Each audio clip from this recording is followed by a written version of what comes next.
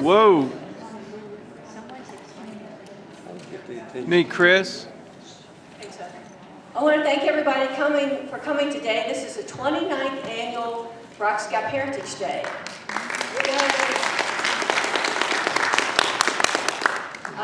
We have some new posters out there, and you'll probably, even if you read the same poster that you've read every year, you might find one little tidbit that you didn't remember. So I hope you get a lot of time with the posters. We have some really special programs today. I'm really excited to introduce Ronnie Fulk, who's going to tell us some ghost stories. Ronnie was born and raised in Fulk's Run, and he's the son of Pauline Carr and the late Matthew G. Fulk. He worked in Matthew's store, his dad's store, from the time he could walk until 1985 when he went to work for the United States Post Office. He retired in 2015 and is now employed as a bookkeeper at Central Valley Trust. Growing up in the store, he heard many stories, and some of which he's going to share with us today. So Ronnie, thanks a lot for coming.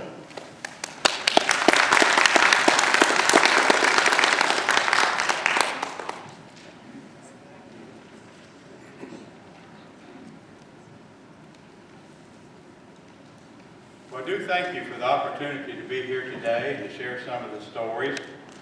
I'm not sure exactly how I got into this, but I'm pretty bad for getting into situations that I don't know how I got into.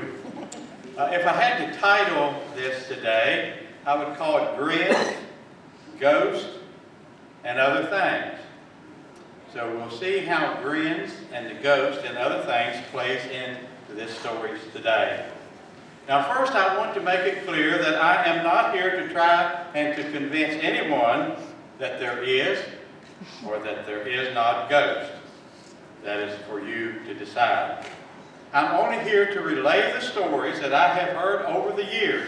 Now I want you to keep in mind, some of these stories came to me around 56 years ago. Just a little boy.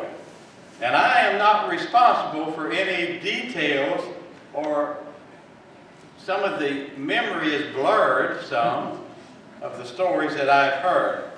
So if I get it a little wrong, I'm just here to do the best I can. This is for your entertainment and enjoyment and the opportunity to hear the stories of unexplained events that I have heard from the Fulk Run area. And I think it's very important to tell stories because you see, a story that's never told will eventually die out and will never be known. So those of you that have children, please tell these stories and let them pass it on to their family. Before starting, I want to share a grin with you. This happened in England, and it was a man took a shortcut through a cemetery from a pub. Now he had a little too much to drink that night, and as he was going through the cemetery, there was a working crew that had opened a grave that day. And as he was going through the path, he got off the path a little bit and fell into the open grave. He tried frantically, of course, to get out, and with no luck, and finally he gave up and sat in the dark corner, waiting for the workers to return the next day. Well, as what happened, another man from the pub came walking on the same path, taking the same shortcut, and as he got into this area, guess what? He fell also into that open grave.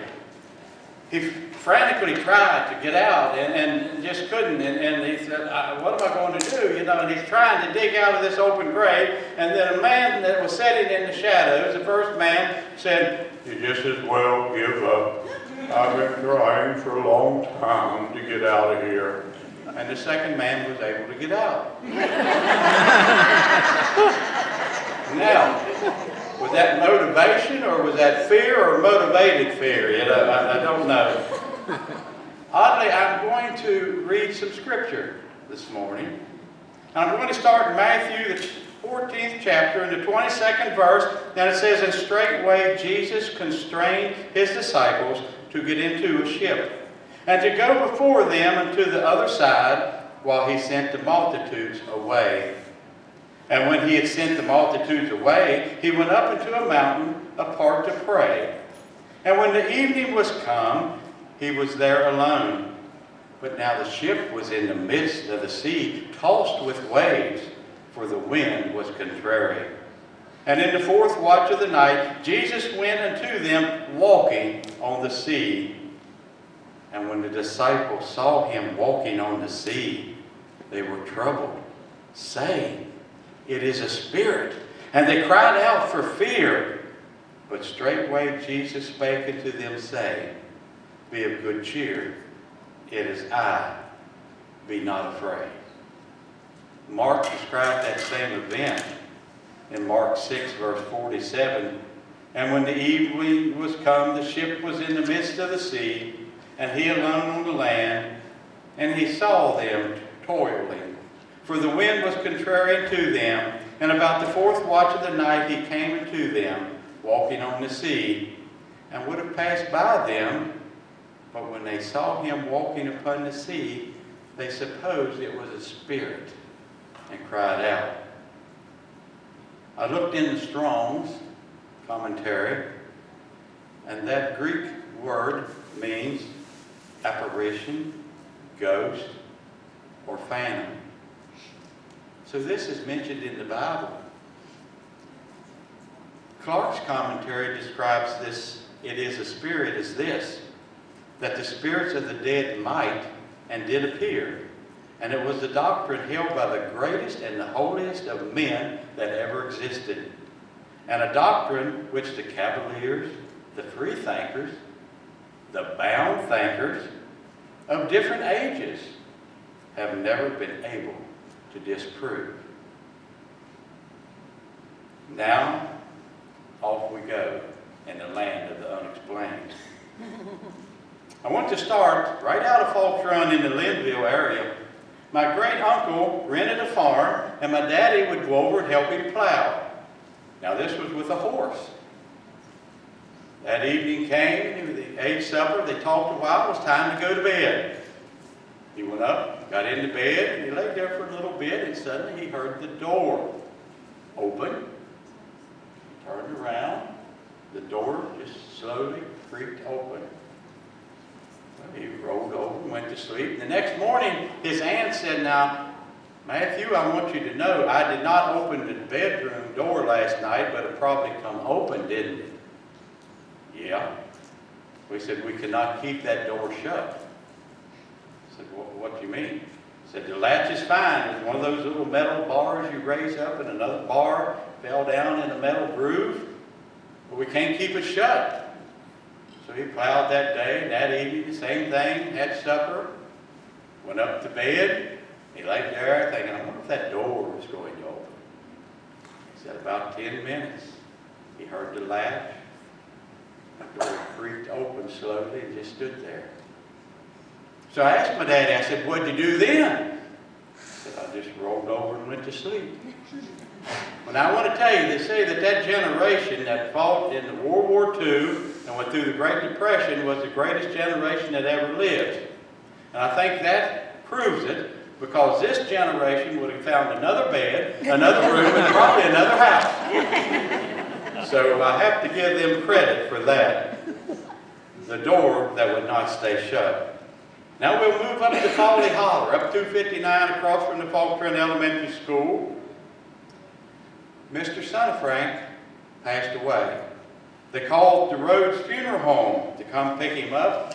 It was late at night.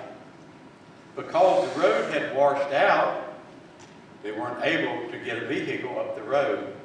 So Mr. Ben Foley and a neighbor helped carry that body down that long lane from the Folly Hollow.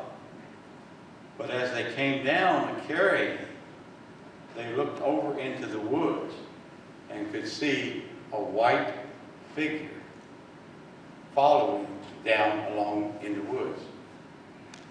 Now it would somewhat go away and then come back for a period of time again as they went down that lane following.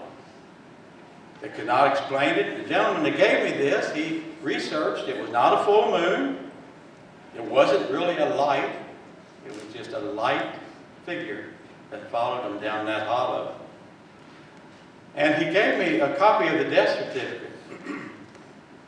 And the Dr. Hoskins said that he certified that he attended the deceased from 1:30 in the morning till 2:30 in the morning, and that he saw the deceased alive at 2:30 a.m. on August the 21st at 1954, but the death occurred at 2:30. So those two gentlemen was carrying someone they presumed to be dead down this lane, and this white apparition followed them. Can't explain that. I want to move to the Red Hill section. Falks Run. This is the Carr home place, which was my granddaddy. This was Virgie Land's home place, Blaine Carr. And from time to time, they would go out and look for cows in the evening, and when they did, they would hear a baby cry. And they would search around for this baby, never to be found. And from time to time, they'd hear the baby crying, and as they would think they were getting closer, it was getting louder, and it would stop. No more crying. But wherever they looked, they could never find where this sound was coming from of the baby crying. At the Carr home place one evening in the summer, they were sitting there stringing beans. Any of you remember the old times when you sat on the porch and string beans? And as they sat there, 4 or 5 of them, they looked out and they seen a man walk down in through the yard and behind a big tree. They had a big tree there in the yard. And he had a hat on and a long overcoat down a little below his knees, the way it looked. He had a good view of him. So he stood and stayed behind that tree, so they called out and said, "Sir, can we help you? Can we help you? Sir, come in." You know how the old people come in and eat. The invitation, always open. So they said, "Well, let's go out and invite him in." And when they walked out and they got behind the tree, there was no one there. Unexplained. Who was that man? And then a light at the root cellar. My aunt would be sitting down to get the vegetables out that they'd canned out of the root cellar. And they would say, "Go down and cut the light off." I said, "I did. Look, it's a light on at the root cellar." She'd go down, she'd get about halfway, the light would disappear. She'd go back up. Light was off. And this was a reoccurring event, a light around the root cellar. Now, have you ever heard of tokens? And I'm not talking about a video game. But tokens was something that old people called about when they seen something that it might relate to an event that was about to happen. Maybe the loss of a loved one. And another lady had seen the light up at the root cellar after the Carr family had moved. And she called it a token of an event that may happen. And in the home that they built after they moved out of the home place, there was a light that appeared in the living room. And this light floated and went to a bookshelf.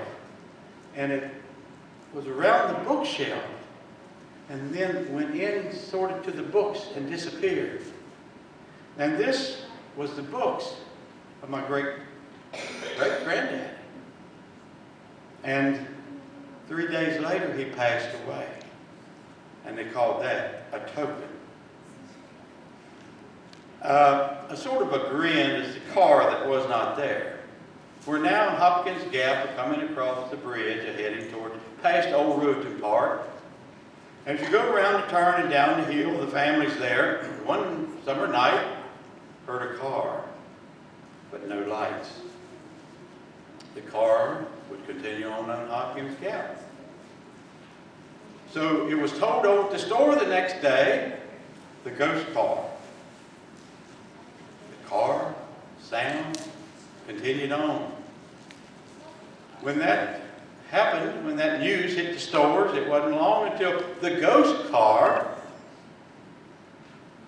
became more frequent.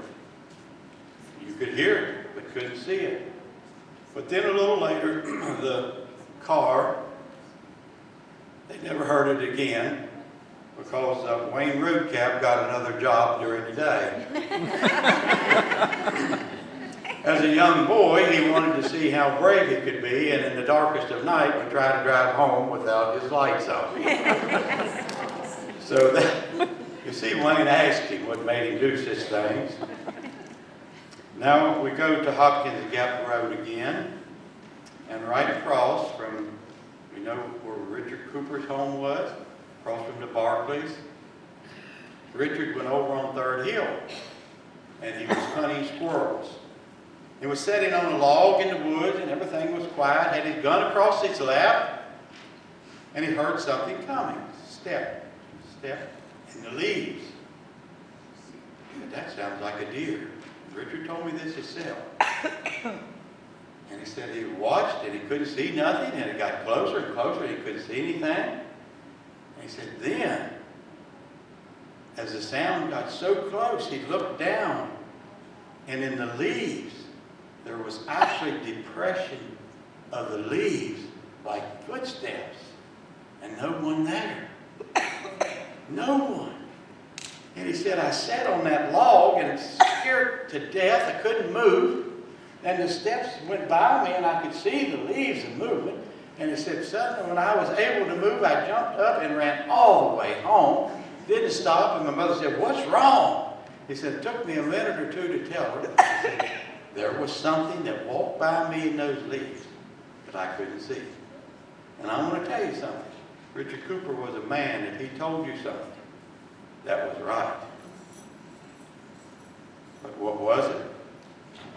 As we also heard just today that they would see lights over there at the turn before you got into the houses at the corner. See lights. No reason. Now, we talk about Barbara Blue. Barbara Blue hung around there below what is now the Central Valley Trust Shop, where they build the trusses along the creek. Barbara would hide her money. She didn't believe in banks. She would hide her money. And you would see Barbara Blue's light along that creek of a night. Well, one night, up on the hill where the shop is, there was a store that's been tore down. And my daddy and about 4 other boys, 4 or 5, was there, and they seen Barbara down there walking along the creek, and they said, we've got her now. We're going to go down, encircle that light, and when one of us yells, we'll all rush in, surround her, and we'll find out who is carrying that light up and down the creek side. So they made their plan. Shirley Reedy Sr. was there. They encircled that light, and the one yelled, and when they rushed in, the light disappeared, and there was no one there. True story. Who was Barbara Blue? Now, as I move on up into Hopkins Gap Road, these stories become just a little more closer to me, because we rented an old 2-story wooden frame farmhouse built many years ago. We used it as a hunting cabin. And we would rent this cabin, pay the rent, and we would all pay dues. There was about 6 or 7 of us. And the dues would go towards groceries at hunting season, electric bills, and the rent. Well, one time, our electric bill started to double. What would cause that? We thought maybe an electric fence that put on for cows. No, they didn't have it on. So, when I say double, I want to be clear that it went from like $15, $16 a month to $30. So you get an idea. And we started driving by of a night, and we could look over from the road and see the lights on in the house. And we'd go over, and nobody would be there, and cut them off. So we had a meeting and said, now listen, anybody in the house, cut the lights off when you leave. Well, we do. No, you're not, because they're on. So that means you're not. So I was there one fall evening with my cousin. We were cleaning the flies up off the floor. You know how old houses, the flies will die, get the floors all dirty, and we were vacuuming. And about 9 o'clock, we were tired, we're going home. So there was one switch in the living room, and you would have to cut this switch on or off, and then go to the kitchen and cut that light on. So you cut it on and go, come back, cut that one off. So as I was going out to get my vehicle, I told my cousin, you stay here and cut the lights off, and when you come out, I'll have my headlights on, and you can see to get out to the car. Okay, good. So as he shut the door, my light was off, and the house was dark, and so I cut my lights on, and he started running out through the yard, and of course I, as any red-blooded American boy would do, cut the lights off as he was running out. Well, that was a man to do, right? And then I cut them back on, but I seen something strange at the house when I cut the lights off, and I had them back on. He went to get in the car. I said, wait, don't get in. Of course, he was using a few choice words for me cutting the lights off. He said, what? I said, go back in the house. He said, what for? I cut my lights off, and there was a light on in the house. I said, and cut the light off. He said, you go in and cut it off. I said, no, you. He said, no, you. I said, well, that's both of us. So we cut the light. So we went in. And this is the truth. When I walked in that room, for some reason, I think out of fear, because I wanted to make sure it was making enough noise, I said, will you all please leave the lights off? We can't afford the electric bill. I said, it won't be long. We won't have anything for groceries. So please don't cut these lights off. We have to pay for it when they're on. The next month's bill was still elevated, but the next month, the bill was back to normal. And stayed normal until we no longer rented that cabin for the house. Now, I was there one evening with Jerry Shipley. Most of you know Jerry Shipley. He's an honest man, a good man, and a cousin, another cousin. We were going to cut wood the next morning. So we went to bed, and this was a 4-bedroom house, one downstairs, and as you went up the steps and got to the top, a bedroom to the right, a bedroom to the left, and went straight ahead. These old houses, you know them well. The boards, the walls between the steps was only about an inch. But Jerry, he came over to my bedroom. We got in bed. The other cousin was at the foot of at the head of the steps across. And as we talked a little bit and then quieted down, about ready to go to sleep, I heard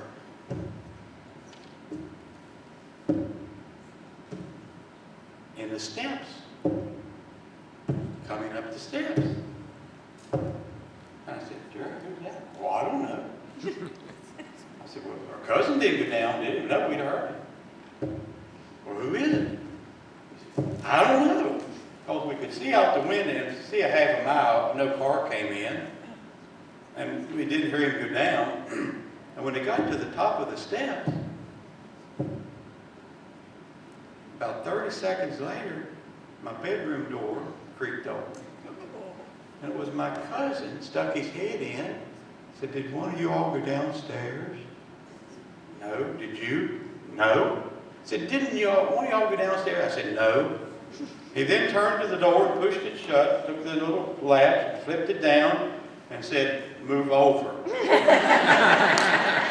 Now, I want to tell you something. When you have 3 strong, stout, invincible young men ready to fight the world, sleeping in 3 of you in one bed in a 4-bedroom house, you know you heard something coming up the steps. What was it? That's the unexplained. Same house.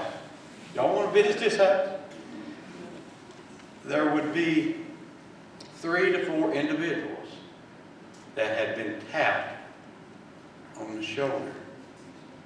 And when they turned, no one was there. They were usually in a sitting position and usually at the kitchen table.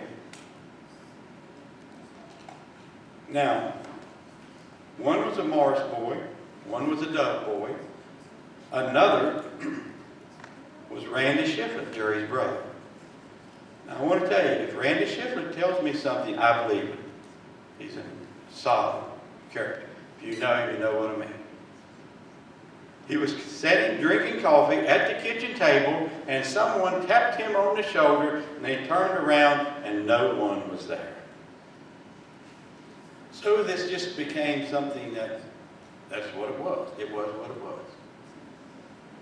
So I went over to the store one day during the hunting season. We was in there, and I talked to Ronnie Fulk. He lived on Dry River. We was there talking. How y'all getting along? Killed anything? No. He said, just having trouble with the noises. What do you mean? I said, well, you get tapped on the shoulder, some of them. Randy got tapped. What? I said, Randy got tapped on the shoulder. I wouldn't stay in that house for $100 a night. Floyd, why do you say that? I'll tell you exactly why I say that.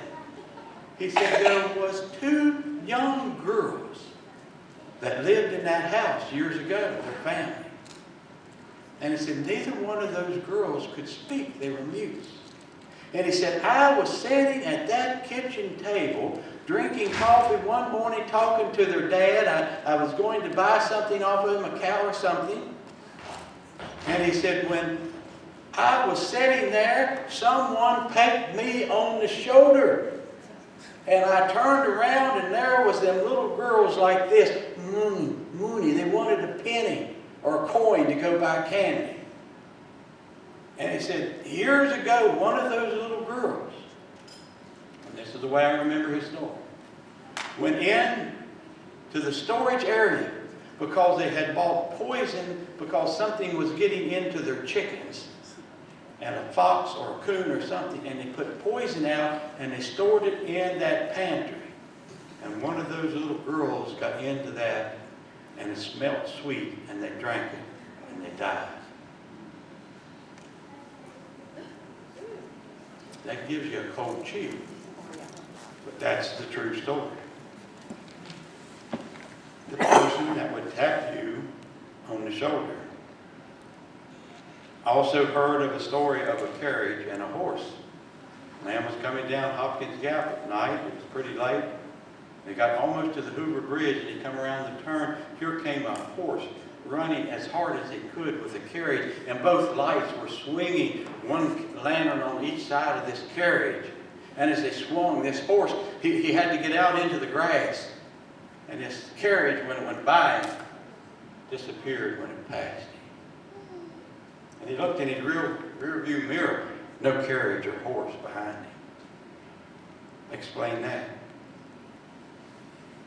Another one, Milford Greedy. Some of you may know Milford Greedy. He was up in the hog pen area there in the large field. And he was listening. His son and some others were coon hunting. And he was there. It was dark of a night. And he was leaning over the hood of his truck trying to hear the dogs and the coon chase. And he said, Ronnie, suddenly I heard a loud noise and the sound of breaking glass. I said, what? A loud boom. And it sounded like glass shattering that would be trickling down over a metal roof. And then he said, I realized this, that I was at the location of a house that was tore down, but it was the location of the Abram Carr house. And that is where on the night of December the 31st of 1952, Laco Carr was shot and killed by a shotgun blast. And he was shot through the kitchen window. There's your boom, and there's your broken glass. And I don't think Milford would have told me that to be false. Now this one I struggle with because it's hard to believe. Maybe y'all think the rest of them's hard to believe. But in the same location, a younger man and an older young man was going up into the hog pens to check on the cattle. They would leave them up there in the summer, and they'd take turns. And the older young fella, he walked up and said, you see that tree here and how it's sunken out under the tree? Yeah. You know what caused that? I have no idea. He said, I helped cause that hole. He said, it came to us that there was a map that one of my friends, the boy, found, and this map told us how to find this tree because a man buried his money here. He didn't trust the banks, so he buried his money. And we were able to find this money if we followed the directions on the map. But this money had been buried with a spell. He cast a spell. And if you cast a spell, something is guarding the money. And he said, we were there. I had a lantern, another guy had a flashlight, and we were digging. And he said, to break the spell, when you see what is guarding this money, you have to say the three most powerful words. They're in the Bible. Those words are the Father, the Son, the Holy Ghost. And that spell was broken. And he said, we were digging, and as we were digging, suddenly we hit something wooden. And I held the kerosene lamp, and we dug the dirt away, and we looked, and there was a wooden box. Now, I'm telling you now, there was a wooden box. And he said, we heard a noise then up on a little hill here. You see the hill? Yeah. And he said, when I looked around, coming down off of that hill was a hog that looked like it was 4 foot tall. And that hog had its mouth tore open, and those tushes, and he said, running straight towards us. And there was a man with us that had got in with a mother hog and its little ones. And that hog got after him and almost got him, and he was scared of hogs. And as soon as he seen it, he blared out into profanities, and we started to run, and the hog disappeared. So we got to the edge of the woods, and we looked the best we could. Quiet. No sounds. Nothing. We said, let's run back quick and get that box and get out of here. And when we got to that spot and went to get that box, it was gone. The box was gone. The story that was told to me. You know, there's one funny thing about this. I never have heard one thing about Little Dry River. Everything seems to run along that Hopkins Gap Creek. Now think of that. Laco Carr, Rawl Carr, his brother was killed. We had the little girl that died of poison. And other deaths. There was a Caldwell killing. There was a man up there that was moonshining and the revenue was shot.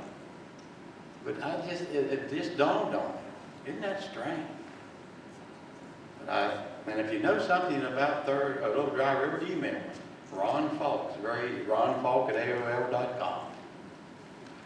But I do want to read this. I printed this off from a website on the computer. A girl that lives up in the Hopkins Gap area. I live in Falks Run, and part of my house was built in 1800s. The other part was built in 1922, and this house is completely haunted.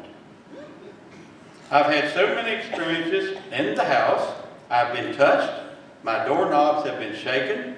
My best friend seen a face in one of the windows. And she always gets a bad vibe when she comes into the house. A few months ago, my friend and I investigated at the Gospel Hill Mennonite Church. Guess where that's at? Hopkins Gap. And we recorded a lot of stuff. We caught it on recordings and on the camera, including things being thrown at us, sounds of cries. Now, some were animals, but some was unexplained. An automatic light turning on and off just by us asking it questions. The snapping of branches in the woods, footsteps, and at one point, every light in the church turning on for a few seconds and then turning off. An unexplained event. I don't know the lady personally. I just, little bits and pieces I found out about her. She lives up in above the Hoover Bridge. Now, I told you this was grinds and ghosts and other things. So in closing, I want to share the other things. You know, out here on these boards is the names of people. We walk by some, we look at them, and they mean nothing to us. We become callous. It has the birth and the death. But you know, keep in mind that each one of those names on the board was a son or a daughter a husband or a wife, possibly a sister or a brother. They loved, they lived, they cried, and some of them grew up pretty hard times. So don't just take it for granted that all the work that's been done by this family to share this with us. And that brought me to a poem I heard called The Dash. And I want to read that to you. I read of a man who stood to speak at the funeral of a friend.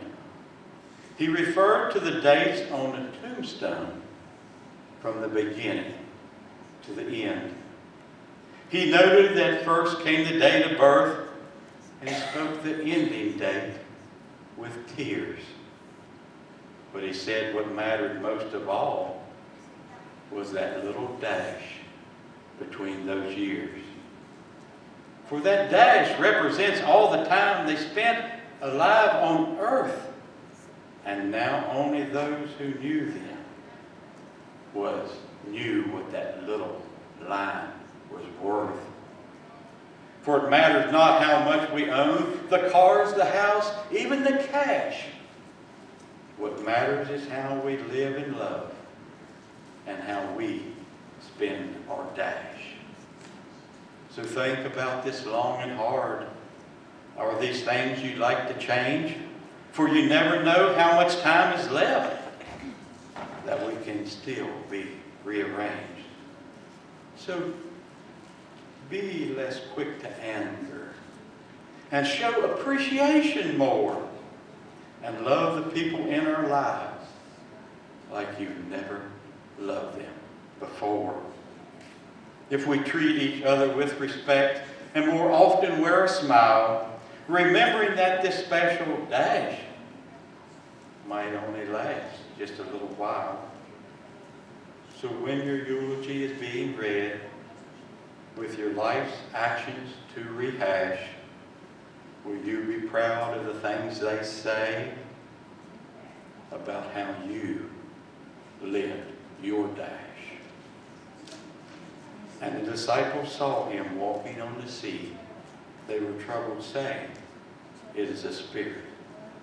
And they cried out in fear. Thank you.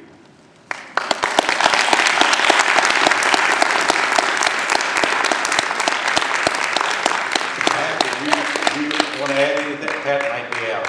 So I think that concludes. Is that correct? Well, is there anyone who wants to ask him some questions, or do you have a quick story you want to share with him?